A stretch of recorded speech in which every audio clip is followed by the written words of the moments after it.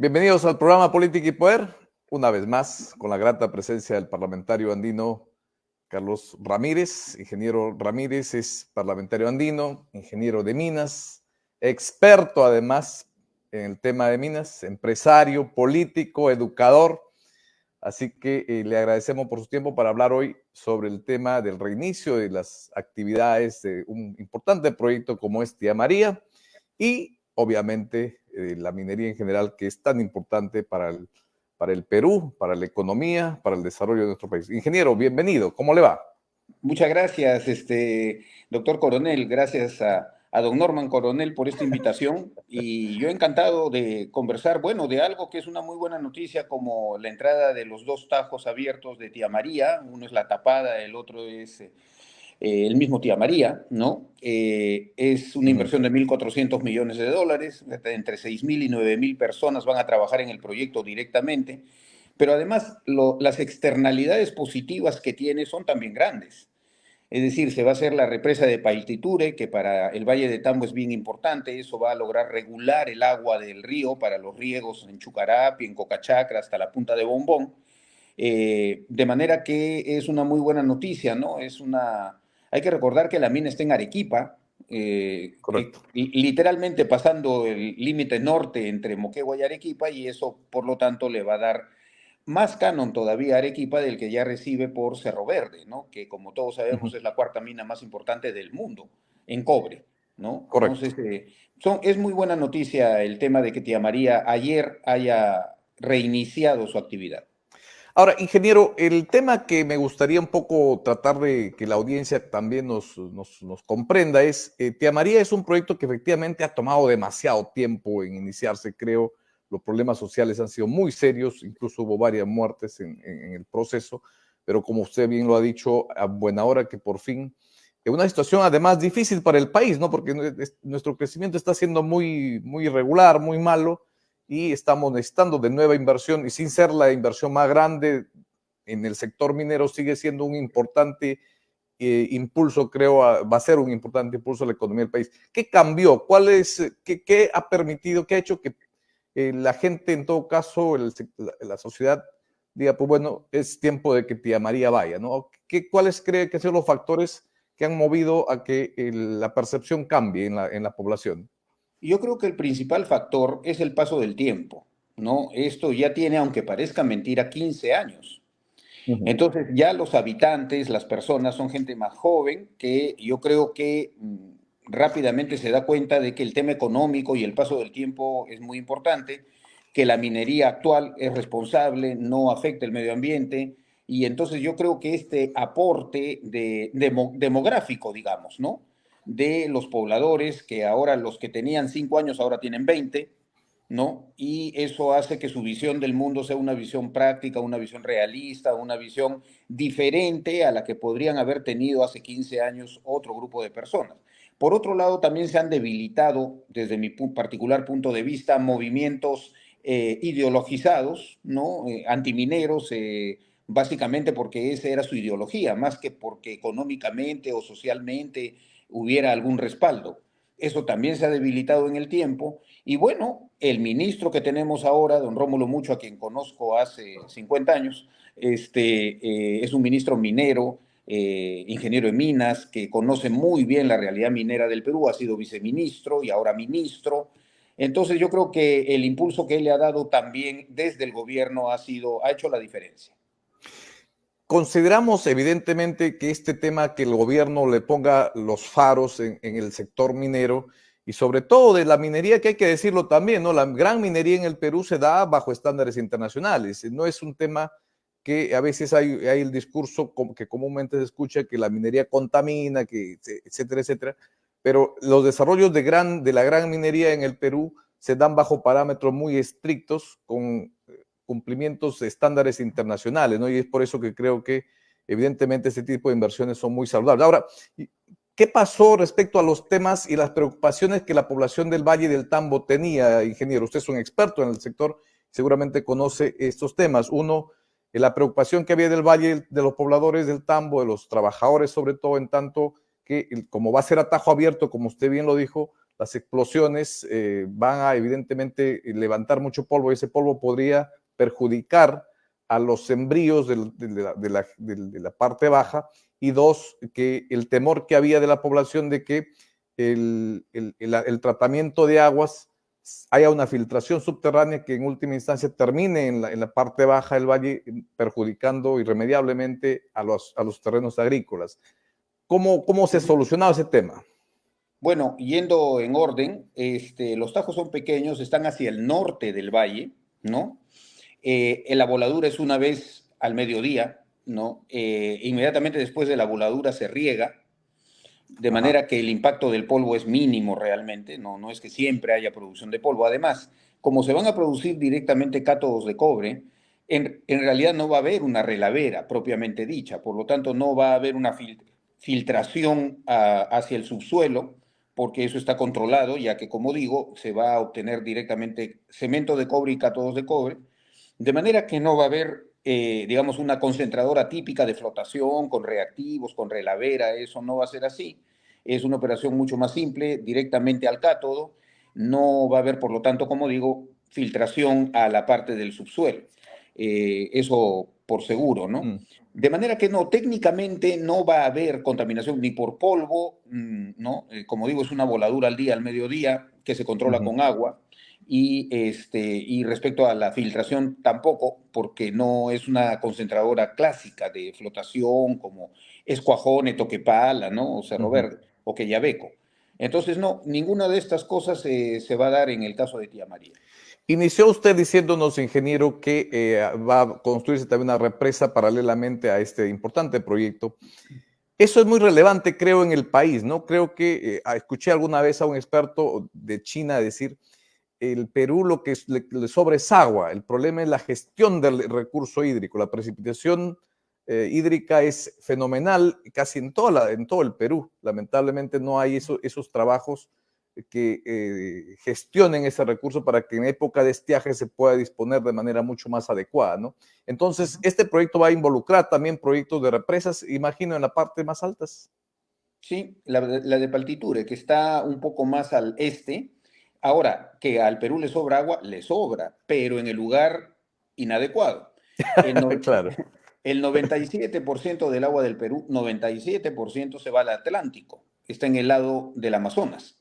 Ujú. El 2,7 viene al Pacífico y el 0,3 va al lago Titicaca. Esa es la distribución del agua peruana.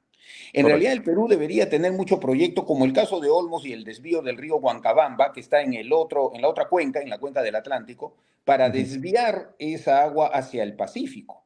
O sea, el Perú tiene muchos lugares de la cordillera donde esa derivación es factible, no es económica, y deberíamos tener ya en marcha varios proyectos para derivar aguas que se van hacia el Amazonas y que son, pues, muchas veces causan problemas más bien allá, para derivarlas al Pacífico y poder sembrar también toda la costa peruana con agua que viene de los acuíferos en primer lugar y del desvío que podamos hacer de los ríos que tenemos en la parte occidental de la cordillera.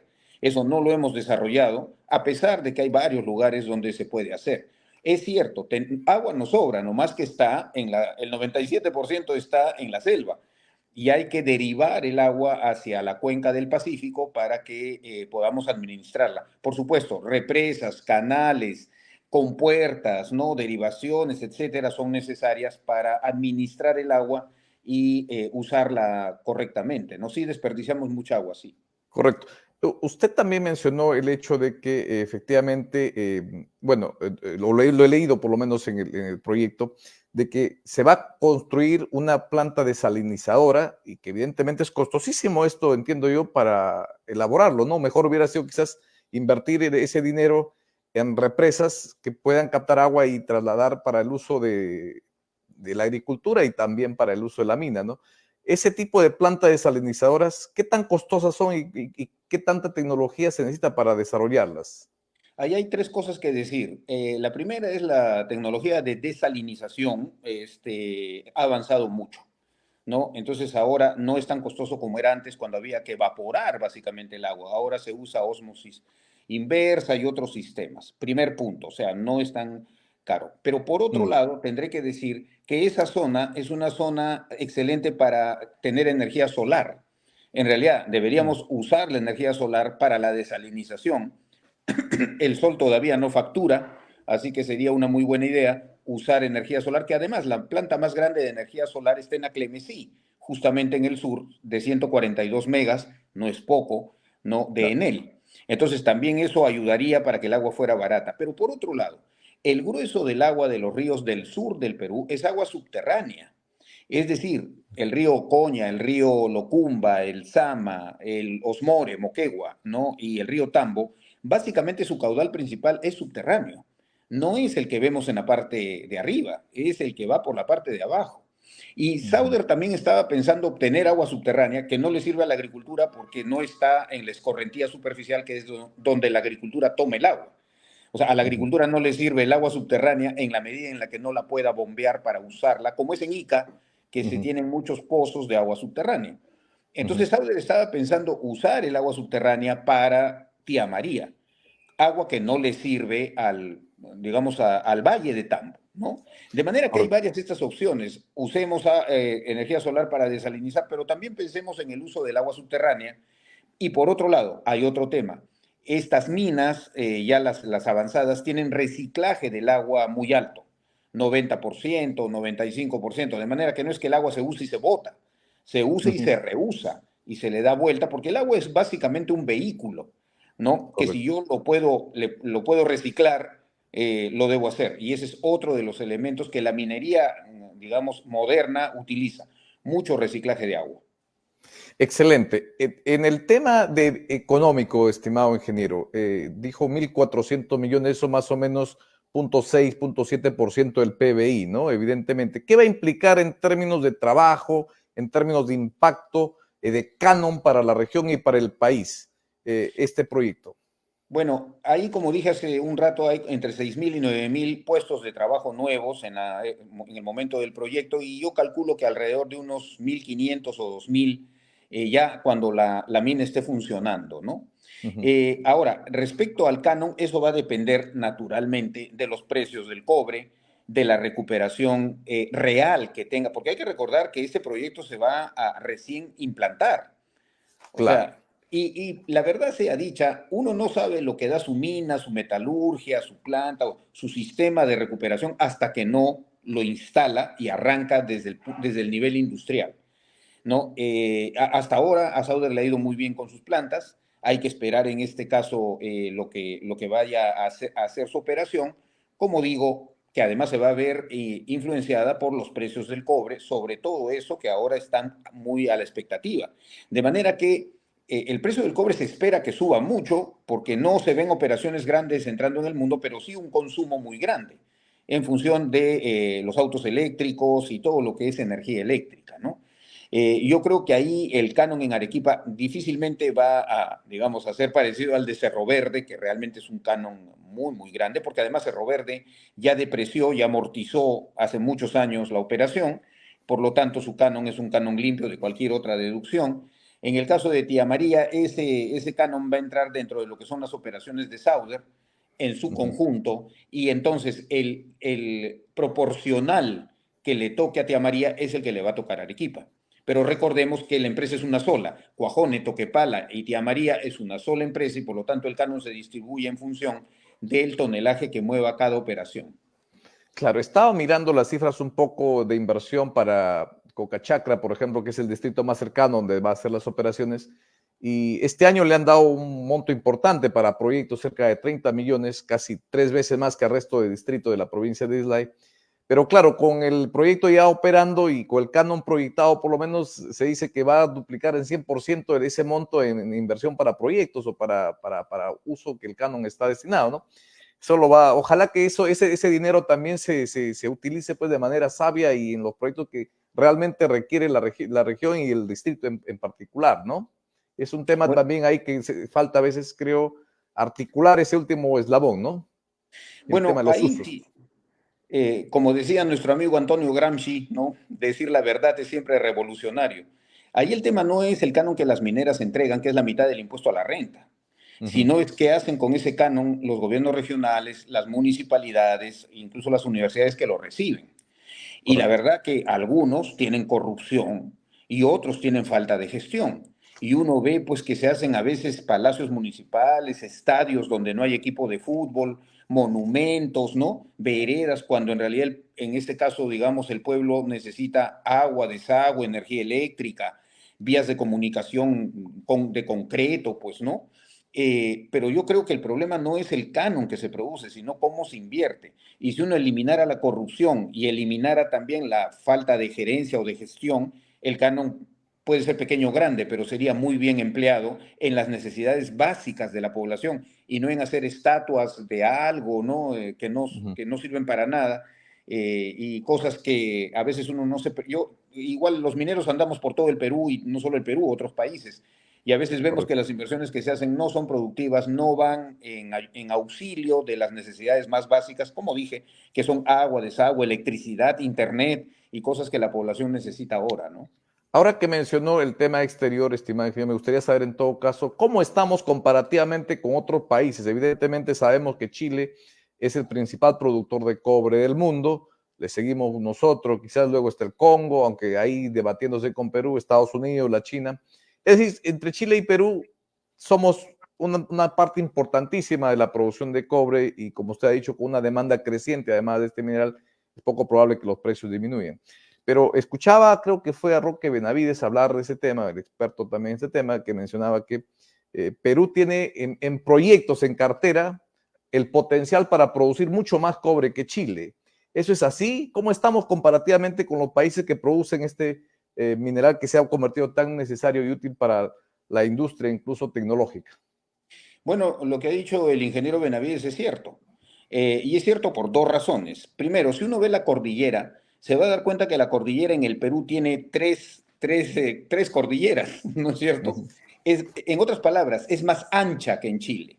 Y por lo tanto tiene más yacimientos mineros, no solo de cobre, de toda índole, estaño en el sur, plata, plomo, zinc, oro, ¿no es cierto? Chile tiene una parte de la cordillera mucho más angosta, el resto la tiene Argentina. Más bien Argentina debería estar explorando en su zona. Claro, los argentinos no son muy mineros, que digamos, pero deberían estar explorando porque si Chile tiene, ellos tienen que tener, pues también la cordillera es la misma, está partida por la frontera. Ese es un tema. El Perú tiene más proyectos, pero yo creo que tiene más proyectos que no conoce que los que conoce.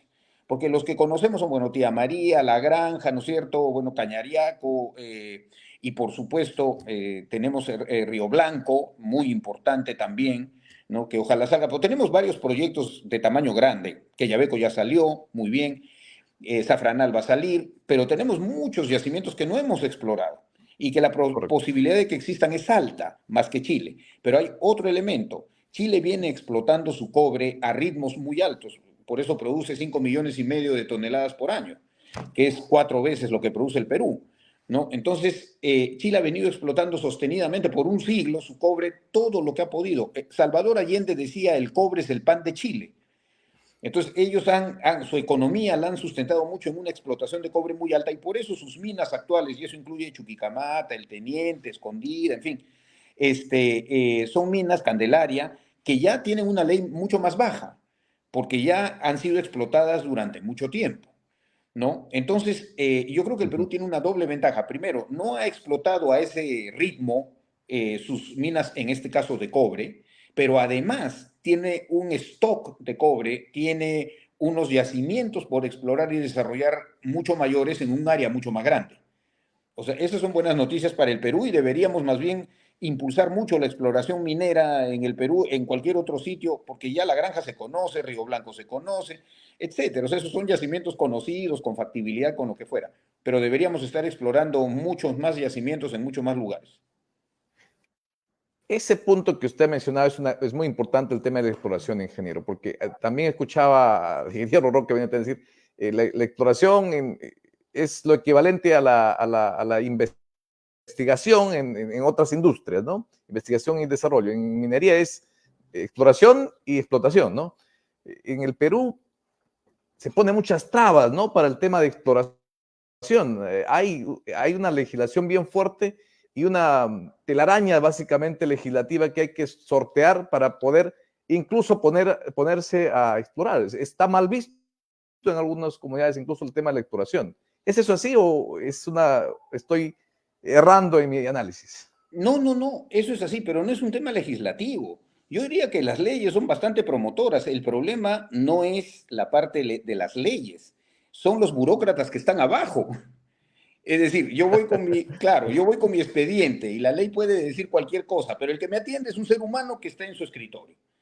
Y depende de él si mi expediente corre bien o no corre, ¿no es cierto? Si tiene ganas de leerlo, si no tiene ganas.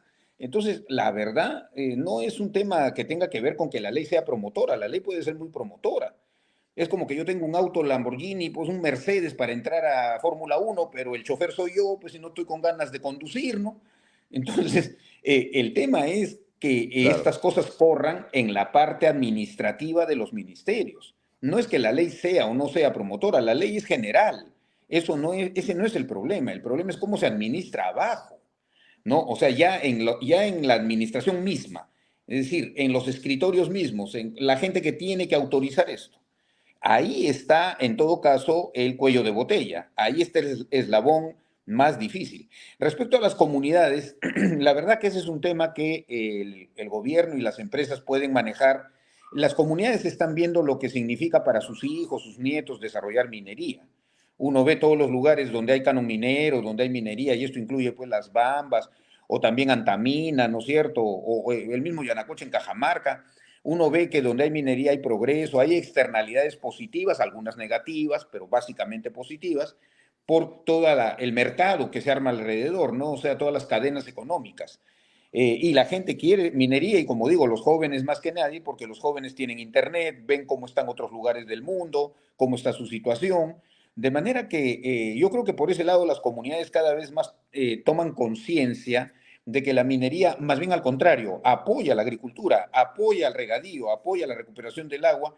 ¿Qué es lo que pasa en Candelaria, en Chile? Uno va a Candelaria y las vides, las uvas, están al lado, cuando digo al lado me refiero al lado del Tajo abierto. O sea, el Tajo termina y 15 centímetros más allá están las uvas. Entonces, no hay ninguna razón Correcto. para oponerse a la minería, porque más bien al contrario, desarrolla el agro, desarrolla infraestructura, ¿no? Y eso yo creo que cada vez está más en la conciencia de los más jóvenes, que son los que tienen su celular, que son los que acceden a la información y se dan cuenta que la minería trae progreso. De manera que yo creo que cada vez vamos a ver menos conflictos entre la minería y las comunidades. Y creo que un buen ejemplo icónico, emblemático, es Tía María, justamente. Excelente. ¿Qué perspectivas ve al Perú en los demás proyectos mineros, estimado ingeniero? El Perú es un país, como decir, que tiene cerca de 50 proyectos ahí en cartera, cosa que es auspicioso, evidentemente, pero usted está en el sector también metido desde toda su vida profesional, así que, ¿qué perspectiva le ve Bueno, yo el creo sector que minero?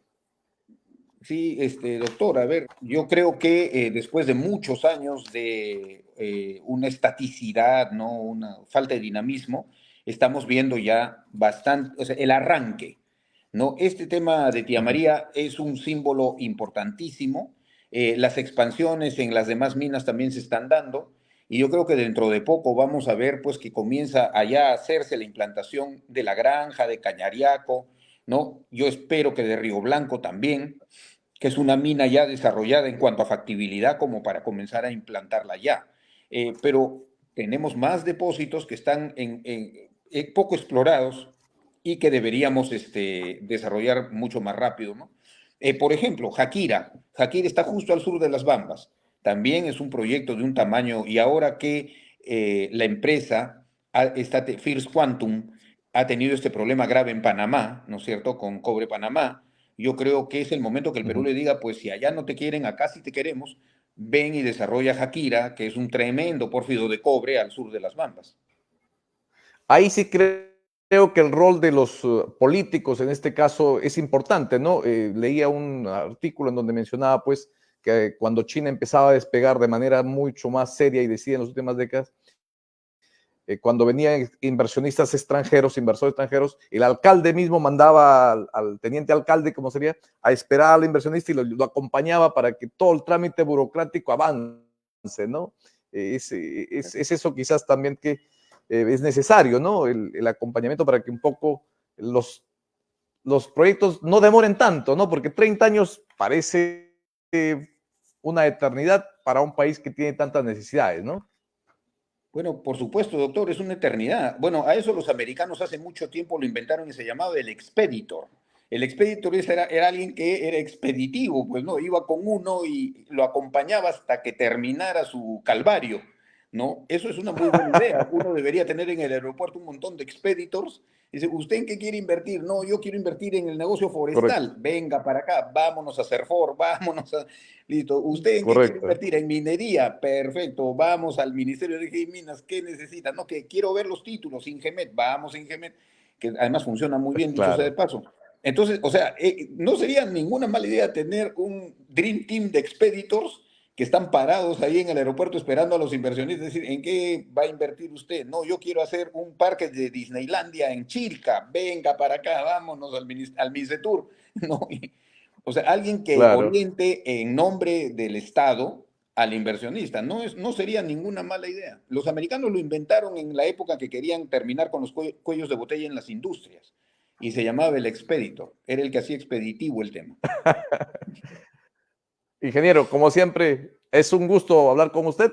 Sus palabras finales y agradeciendo por su participación en el programa. No, al contrario, primero pido disculpas porque tuve una demora, no imputable a mí, pero una demora que hizo que comenzáramos un poco tarde. Yo más bien agradecerle, doctor, al doctor Norma Coronel, a quien conozco de tiempo, que es usted una persona ilustrada. Yo creo que con la suma de personas como usted, pues mejoramos mucho el clima del Perú. Finalmente somos seres humanos. Yo agradezco mucho esta oportunidad y estoy pues a la orden, no solamente en el tema minero. El Perú es, pero prolífico en prácticamente todo, en energía, en minería, en pesca, en forestal, en agro. Es decir, uno se cansaría de decir las ventajas comparativas que tiene el Perú, pero tenemos que tener la competitiva y la competitiva depende de las personas. Singapur no tiene nada, nada, ni territorio tiene y sin embargo tiene un PBI per cápita que nos lleva de lejos, que es más alto que el de Suiza. Porque Holanda tiene 17 Exacto. millones de personas, es del tamaño de Junín, Holanda, ¿no? Es del tamaño de Junín. ¿Cuál es su PBI? Un trillón de Exacto. dólares, o sea, 4 veces más que el Perú, con 17 millones de personas casi debajo del agua. ¿Cómo hacen los holandeses para tener esos resultados? Deberíamos preguntarnos nosotros, que tenemos muchas más riquezas por todas partes, más territorio, más clima, más todo. ¿De quién depende? De nosotros. Así que el mensaje final es que ya nos dejemos de tonterías y pongámonos a progresar, porque al final tampoco lo vamos a ver nosotros, sino nuestros hijos, nuestros nietos. Así que vale la pena, es trascendente, no es temporal, no es circunstancial, es trascendente. Así que a impulsar al Perú, hay que honrar al Perú y además hay que llevarlo al progreso. Agradeciendo mucho la oportunidad, doctor Coronel. Excelente, ingeniero. Pues con ustedes ha sido el ingeniero Juan Carlos Ramírez, parlamentario andino, digno representante del Perú, que nos ha acompañado con su disertación y su explicación aquí sobre el tema de Tía María y en general lo que pasa en la minería en el Perú. Muchas gracias por su atención. Muy buenas noches. Muchas gracias.